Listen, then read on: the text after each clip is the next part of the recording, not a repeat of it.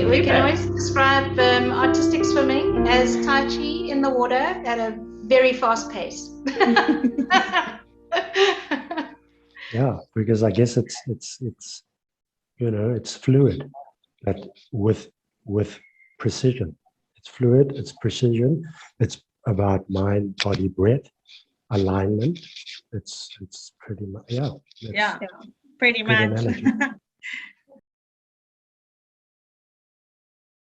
Hi everyone, welcome to Ming's Martial Arts. My name is Leo, and today we're going to have some special guests all the way. Well, they went to the Olympics. That's Clarissa and Laura and Vicky.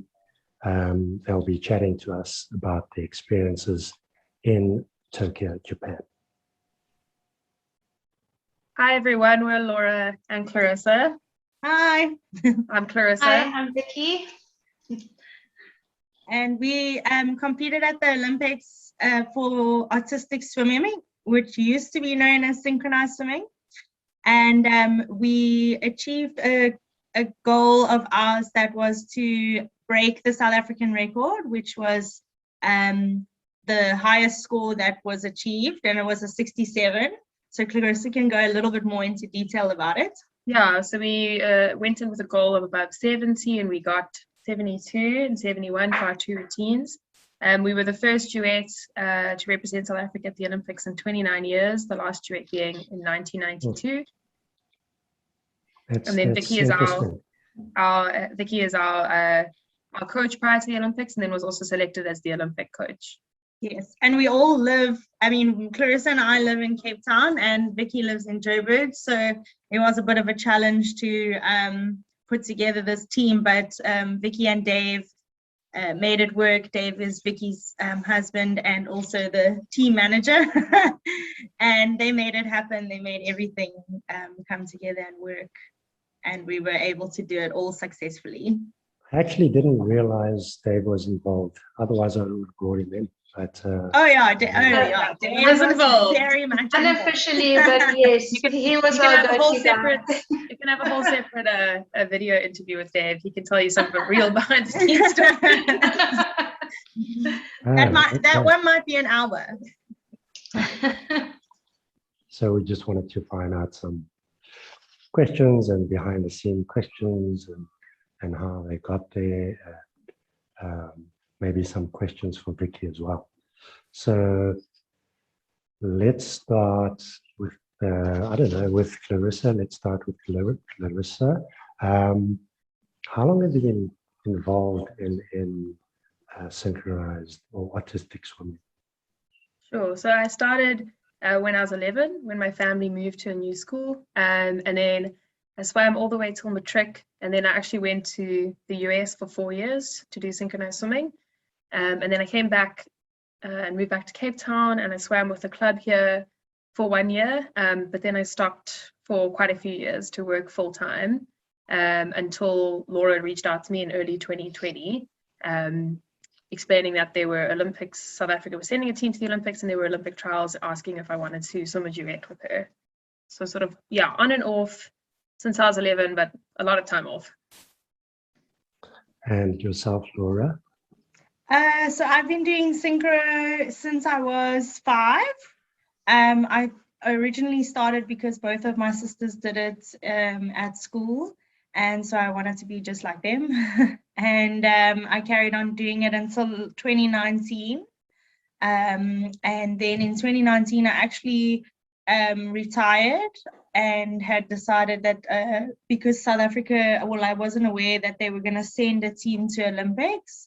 And I think I had reached the pinnacle of my career. If they weren't going to send us to Olympics, then World Champs was the highest competition you could go to. And then when I found out that they were sending us, my original duet partner had found who had another partner already. So then I had to look for a new partner, and that's when I called Clarissa. So and then we called Vicky. So prior to that, you hadn't known Clarissa? We've known each other for many years. Yeah, Okay. the synchro community is fairly small in South Africa. So we've been on, for example, like junior South African teams together when we were 15 a long time ago. And then Vicky, I know, I mean, you've been training with me a little bit on the Tai Chi side and some karate side, but, you know, how did you get to, you know, be introduced into it? What was your story? So my story started quite a long time ago.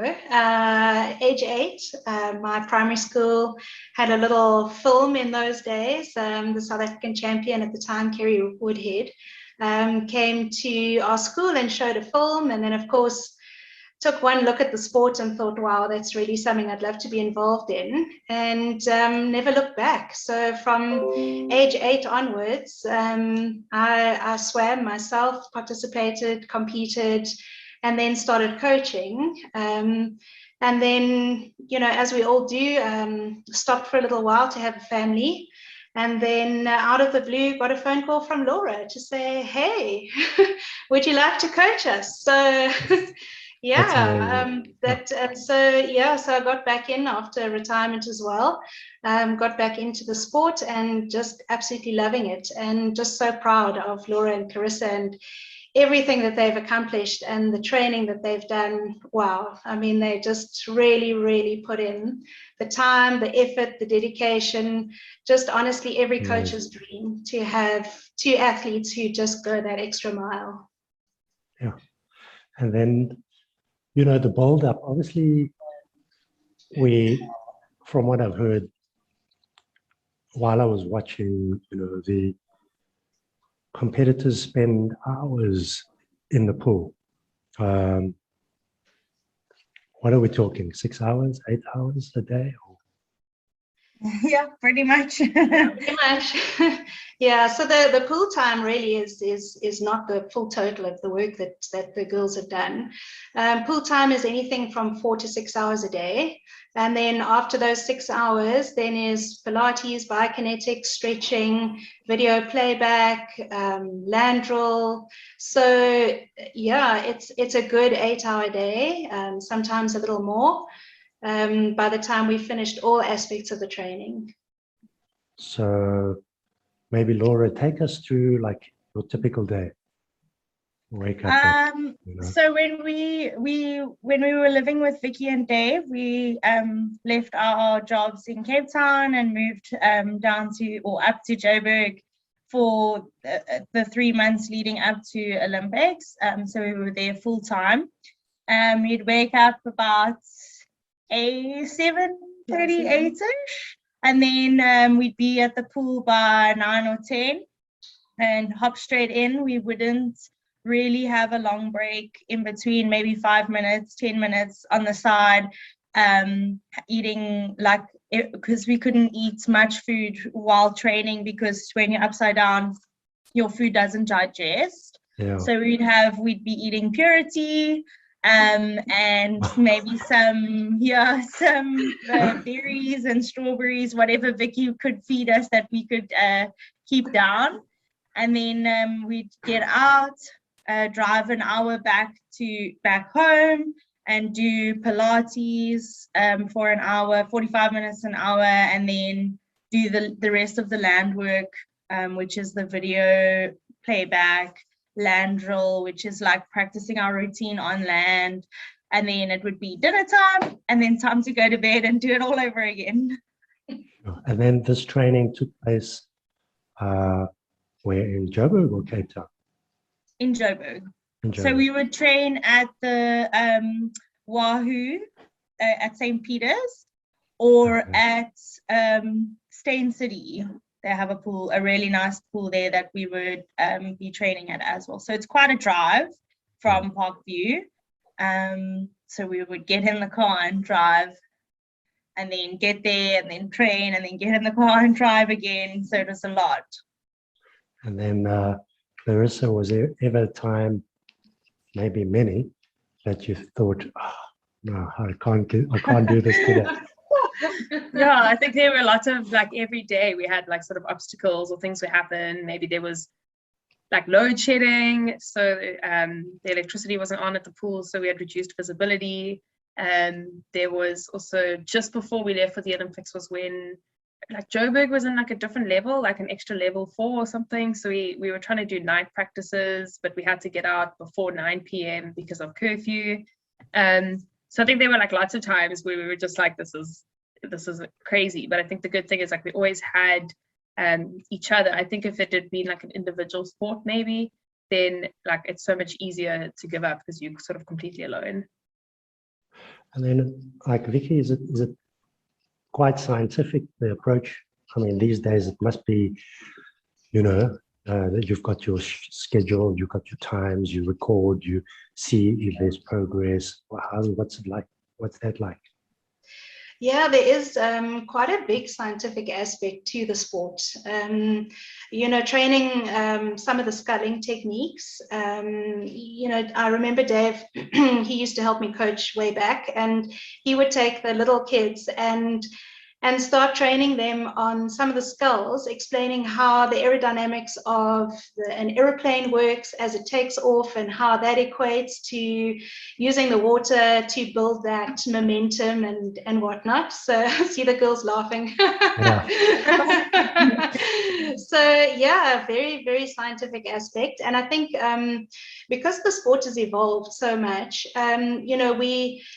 right from the outset, it was very much a case of wherever we could, we enlisted the help of an expert in the field. So, if it came to making sure that the choreography was up to standard, we got an international coach in to help us with some of the choreography.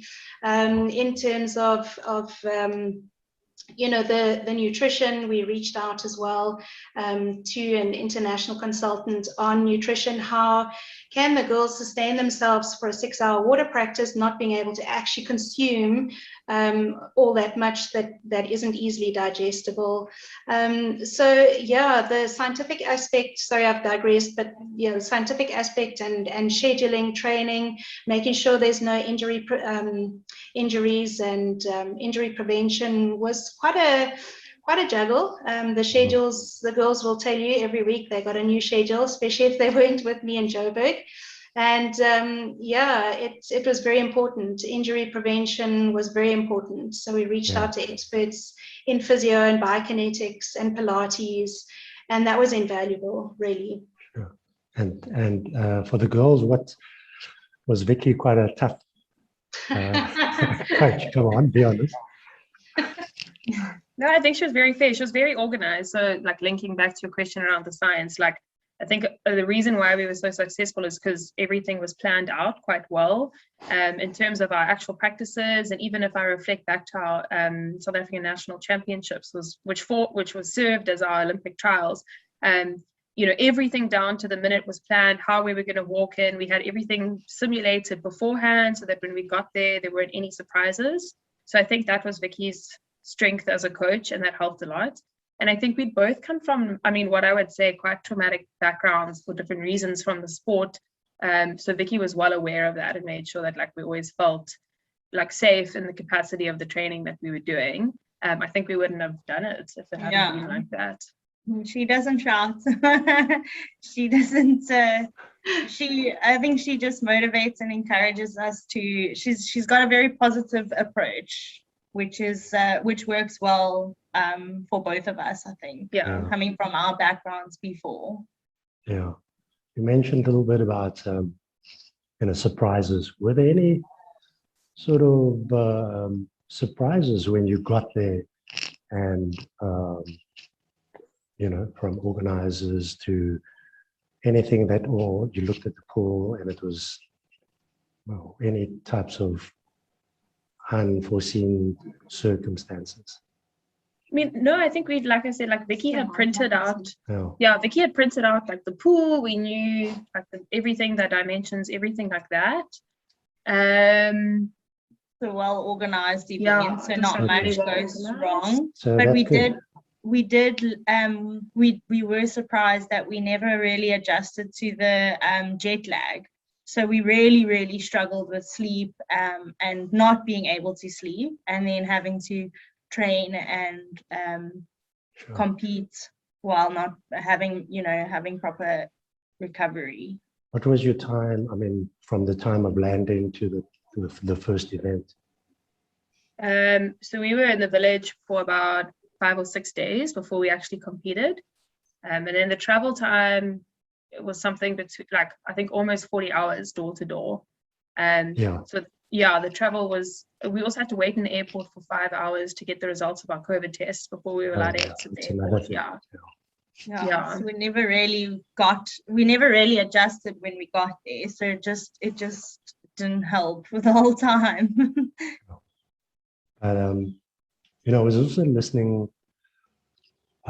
while they were broadcasting numerous times.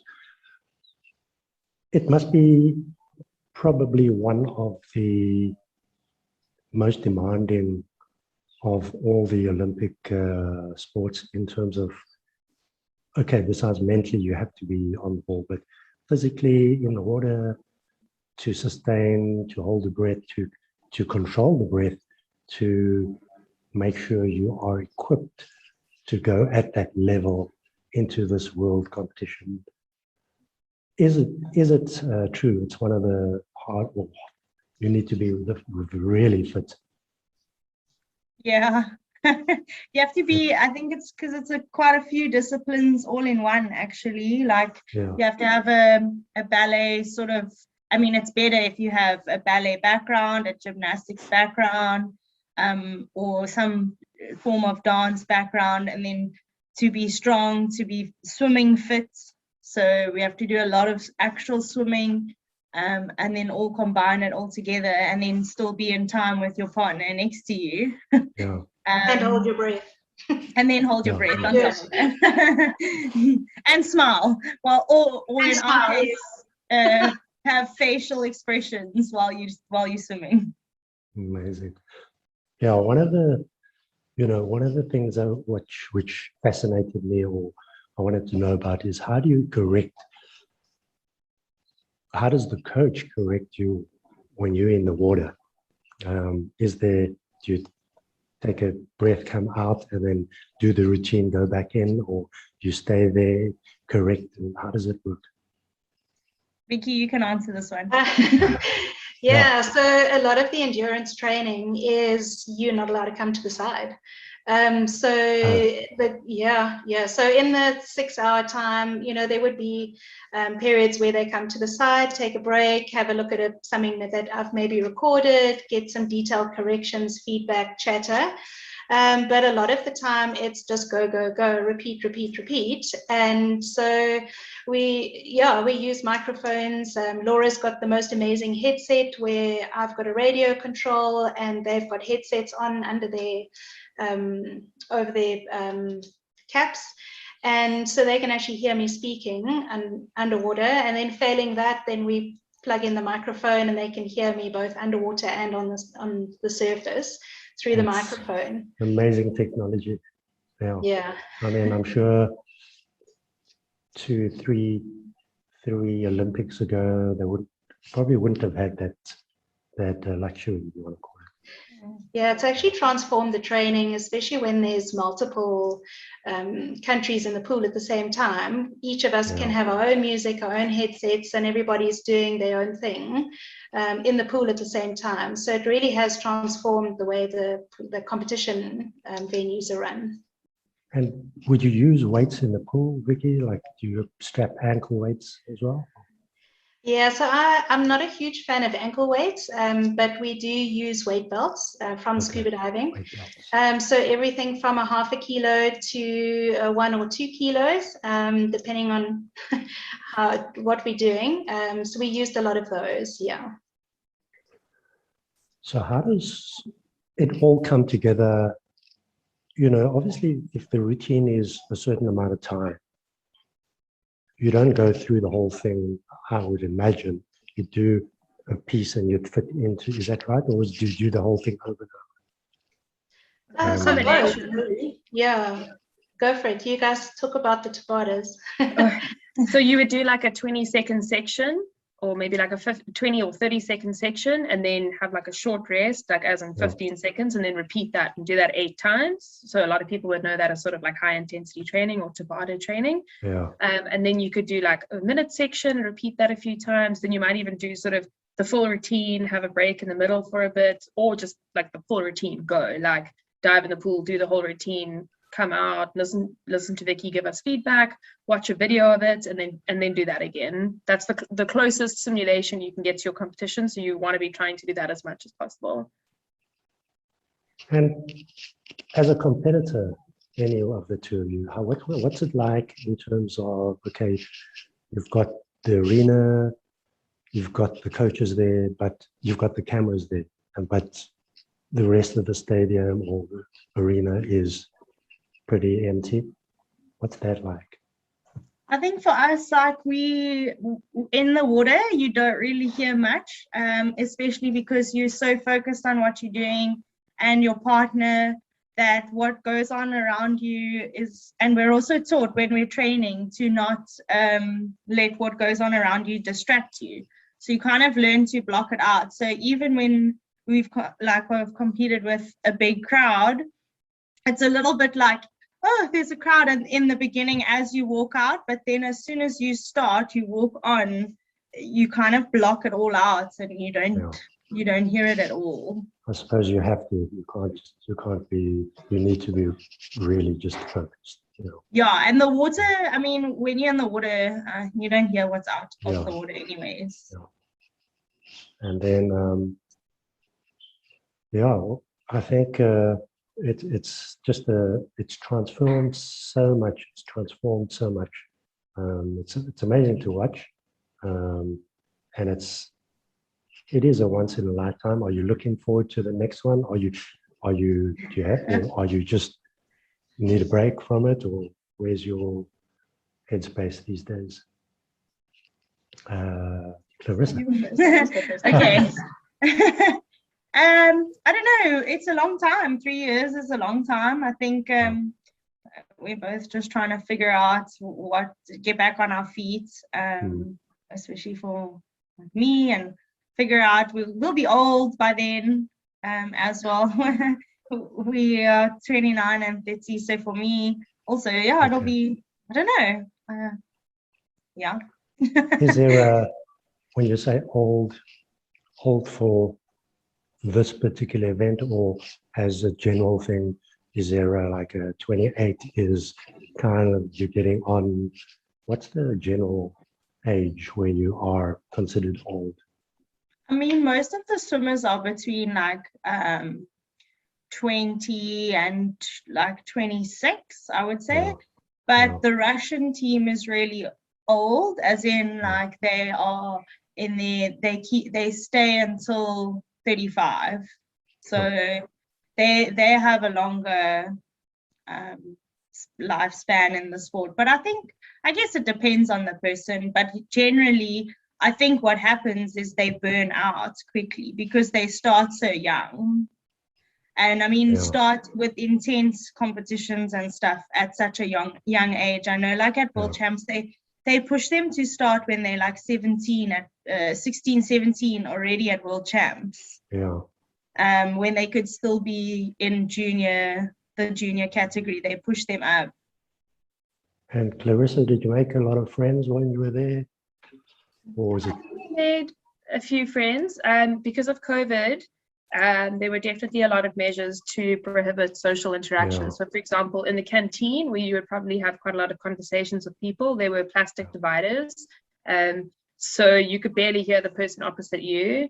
And you could sort of lean back in your chair and hear the person next to you.